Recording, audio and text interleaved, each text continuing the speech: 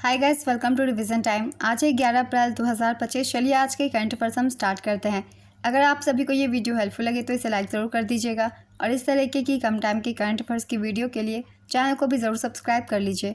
तो चलिए स्टार्ट करते हैं आज के सारे करंट अफेयर्स के क्वेश्चन, मगर उससे पहले जान लेते हैं 10 अप्रैल को पूछे गए क्वेश्चन का सही आंसर क्या है। एशिया कप 2025 का आयोजन कहाँ किया जाएगा? Option A Sri Lanka, option B Bangladesh, option C Bharat, option D Pakistan. इसका सही आंसर है ऑप्शन सी भारत। 2025 का एशिया कप भारत में आयोजित किया जाएगा। चलिए अब आज के सारे करंट अफेयर्स हम स्टार्ट करते हैं।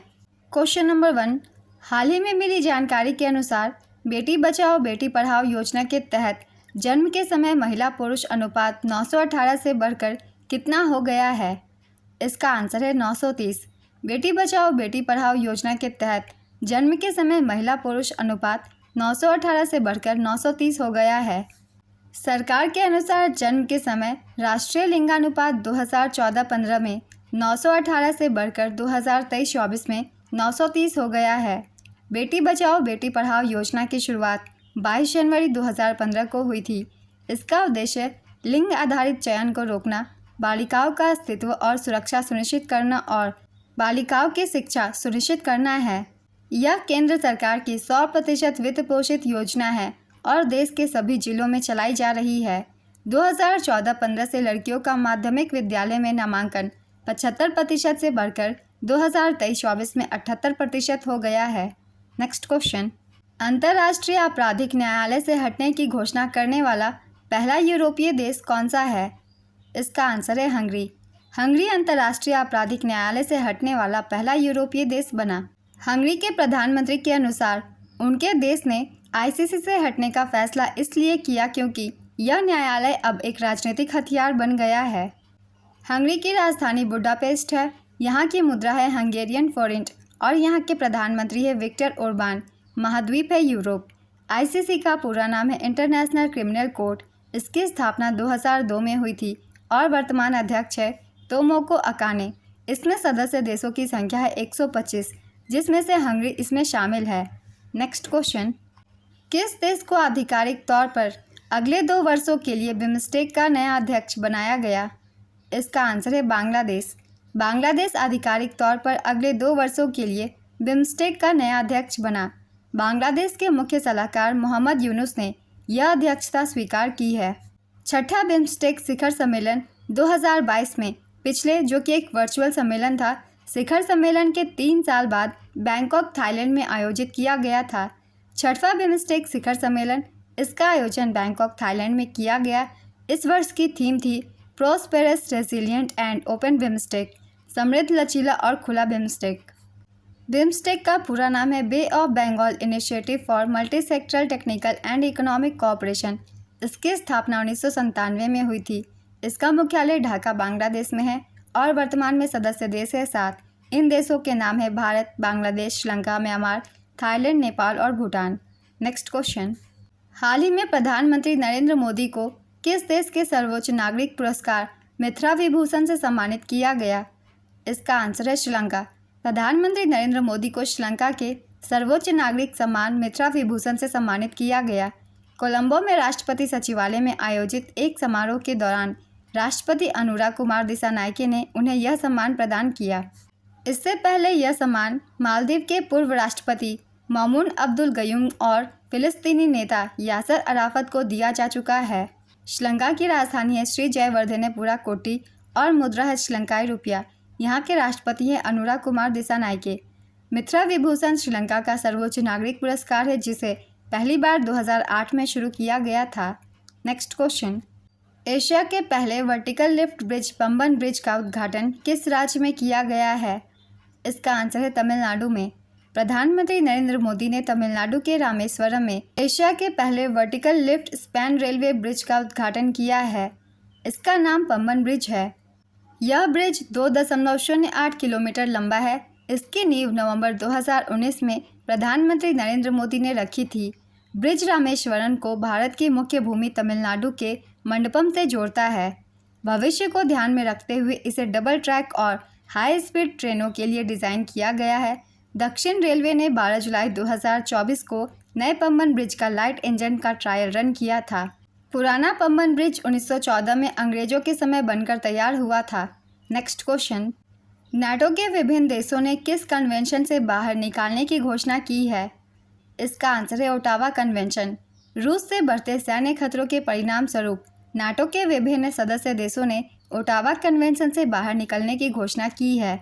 ओटावा कन्वेंशन यह एंटी पर्सनल माइंस के उपयोग, भंडारण, उत्पादन और हस्तांतरण के निषेध और उनके विनाश पर एक अंतर्राष्ट्रीय समझौता है।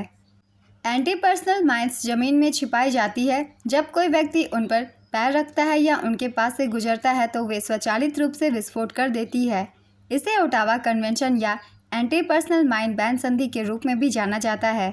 इसका उद्देश्य एंटी पर्सनल लैंडमाइन पर प्रतिबंध लगाकर वैश्विक निरस्त्रीकरण को प्रोत्साहित करना है। यह कन्वेंशन वर्ष 1997 में कनाडा की राजधानी ओटावा में हस्ताक्षरित की गई थी। 1 मार्च 1999 से इसे लागू किया गया। मार्च 2025 तक 165 देश कन्वेंशन में शामिल हुए थे। नेक्स्ट क्वेश्चन, अप्रैल 2025 में किस राज्य ने 2 हड़प्पा स्थलों को संरक्षित पुरातात्विक स्मारक घोषित किया? इसका आंसर है हरियाणा। हरियाणा सरकार ने 2 हड़प्पा स्थलों को संरक्षित पुरातात्विक स्मारक घोषित किया है। इसमें से पहला है मिताथल स्थल। यह एक हड़प्पा स्थल है। मिताथल स्थल की खोज सबसे पहले 1913 में हुई थी, जहां से समुद्रगुप्त, जो कि गुप्त वंश के शासक थे, के सिक्कों का एक खजाना प्राप्त हुआ था। और दूसरा है तिग्राना स्थल। यह उत्तर हड़प्पा या ताम्रपाषाण संस्कृति है। तिग्राना एक प्रमुख पुरातात्विक स्थल है जिसकी बस्ती लगभग 2400 ईसा पूर्व की मानी जाती है। हरियाणा विरासत एवं पर्यटन विभाग द्वारा हरियाणा प्राचीन एवं ऐतिहासिक स्मारक तथा पुरातात्विक स्थल एवं अवशेष अधिनियम 1964 के तहत इन स्थलों को कानूनी सुरक्षा प्रदान की गई है। इस कदम का उद्देश्य इन प्राचीन बस्तियों को अतिक्रमण और क्षति से बचाना है, जिसके लिए अब यहाँ बाड़बंदी और सुरक्षा व्यवस्था की जाएगी। नेक्स्ट क्वेश्चन, अप्रैल 2025 में किस राज्य के नोले गुरर संदेश को जीआई टैग दिया गया? इसका आंसर है पश्चिम बंगाल। पश्चिम बंगाल के नोले गुरर संदेश को जीआई टैग दिया गया है। राज्य के 7 पारंपरिक उत्पादों को हाल ही में भौगोलिक संकेतक टैग प्राप्त हुआ है।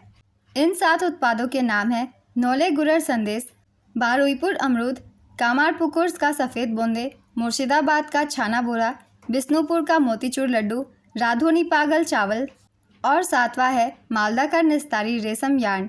इन 7 उत्पादों के साथ राज्य में अब कुल 33 जीआई टैग प्राप्त वस्तुएं हैं। नेक्स्ट क्वेश्चन, कोप 30 के आयोजन से पहले किस मेज़बान देश ने जलवायु परिवर्तन परिषद बनाने का प्रस्ताव दिया? इसका आंसर है ब्राज़ील। ब्राज़ील ने कोप 30 के आयोजन से पहले वैश्विक जलवायु परिषद बनाने का प्रस्ताव दिया। इसका उद्देश्य वैश्विक जलवायु कार्रवाई में तेजी लाने के लिए है। यह योजना नवंबर 2025 में उत्तरी ब्राज़ील के एक शहर बेलेम में इस साल के संयुक्त राष्ट्र जलवायु सम्मेलन से पहले साझा की गई है। योजना में जलवायु परिवर्तन पर संयुक्त राष्ट्र फ्रेमवर्क कन्वेंशन के तहत एक जलवायु परिवर्तन परिषद बनाने का सुझाव दिया गया है। ब्राज़ील की राजधानी है ब्रासिलिया और मुद्रा है ब्राज़ीलियन रियल। राष्ट्रपति है वहाँ के लुइस इनासियो लुला दा सिल्वा। महाद्वीप है दक्षिणी अमेरिका। नेक्स्ट क्वेश्चन, कला और संस्कृति में उत्कृष्टता के लिए प्रतिष्ठित फ्रेड डारिंगटन पुरस्कार 2025 से किसे सम्मानित किया गया? इसका आंसर है सुदर्शन पटनायक को। सुदर्शन पटनायक कला और संस्कृति में उत्कृष्टता के लिए प्रतिष्ठित फ्रेड डारिंगटन पुरस्कार 2025 जीतने वाले पहले भारतीय बन गए हैं। वह ओडिशा के प्रसिद्ध रेत कलाकार और मूर्तिकार हैं। सुदर्शन को उनके भगवान गणेश की 10 मीटर ऊंची रेत की मूर्ति के लिए यह पुरस्कार मिला। वार्षिक सैंड वर्ल्ड अंतर्राष्ट्रीय रेत कला महोत्सव का आयोजन इंग्लैंड के काउंटी डोरसेट के वेमाउथ में 5 से 9 अप्रैल 2025 तक किया गया था। सुदर्शन पटनायक को वर्ष 2014 में पद्मश्री से सम्मानित किया गया था। ये इटालियन सैंड आर्ट अवार्ड 2019 जीतने वाले पहले भारतीय हैं। नेक्स्ट क्वेश्चन, अप्रैल 2025 में प्रधानमंत्री नरेंद्र मोदी की श्रीलंका यात्रा के दौरान भारत और श्रीलंका के बीच कितने समझौता ज्ञापन पर हस्ताक्षर हुए? इसका आंसर है 7 समझौते हुए। अप्रैल 2025 में प्रधानमंत्री नरेंद्र मोदी की श्रीलंका यात्रा के दौरान भारत और श्रीलंका के बीच 7 समझौता ज्ञापन पर हस्ताक्षर किया गया। ये 7 समझौते हैं बिजली के आयात और निर्यात के लिए इंटरकनेक्शन पर समझौता ज्ञापन। दूसरा है डिजिटल परिवर्तन पर समझौता ज्ञापन। भारत, श्रीलंका और संयुक्त अरब अमीरात द्वारा त्रिंकोमाली को ऊर्जा केंद्र के रूप में विकसित करने पर समझौता ज्ञापन। रक्षा सहयोग पर समझौता ज्ञापन। श्रीलंका के पूर्वी प्रांत में सामाजिक आर्थिक परियोजनाओं के लिए भारत से 2.37 बिलियन की अनुदान सहायता पर समझौता ज्ञापन। स्वास्थ्य और चिकित्सा के क्षेत्र में सहयोग। श्रीलंका द्वारा भारतीय फार्माकोपिया को मान्यता देने पर समझौता ज्ञापन। ये 7 समझौते ज्ञापन पर हस्ताक्षर किए गए। प्रधानमंत्री नरेंद्र मोदी 4 से 6 अप्रैल 2025 तक श्रीलंका की 3 दिवसीय आधिकारिक यात्रा पर थे। इन्हें श्रीलंका का सर्वोच्च नागरिक सम्मान मित्रा विभूषण से भी सम्मानित किया गया है। नेक्स्ट क्वेश्चन, विश्व मुक्केबाजी कप ब्राज़ील 2025 में भारत ने कुल कितने पदक जीते? इसका आंसर है 6। भारत ने विश्व मुक्केबाजी कप ब्राज़ील 2025 में 6 पदक जीते। इसमें से 1 स्वर्ण, 1 रजत और 4 कांस्य पदक थे। भारत पुरुष वर्ग के पदक तालिका में उज्बेकिस्तान के बाद दूसरे स्थान पर रहा। भारत ने महिला वर्ग में भाग नहीं लिया था। हितेश गुलिया विश्व मुक्केबाजी कप में स्वर्ण पदक जीतने वाले पहले भारतीय मुक्केबाज बने। विश्व मुक्केबाजी कप 2025 का पहला चरण 31 मार्च से 5 अप्रैल 2025 तक ब्राज़ील के फोज डू इगुआको में आयोजित किया गया था। दूसरा चरण 30 जून से 7 जुलाई तक कजाकिस्तान के अस्ताना में आयोजित किया जाएगा। विश्व मुक्केबाजी कप फाइनल 15 से 22 नवंबर 2025 तक भारत में आयोजित होने वाला है। तो आज के सारे करंट अफेयर्स के क्वेश्चंस कंप्लीट होते हैं। चलिए अब आज का क्वेश्चन देखते हैं क्या है। एशिया के पहले vertical lift bridge Pamban bridge का उद्घाटन किस राज्य में किया गया है?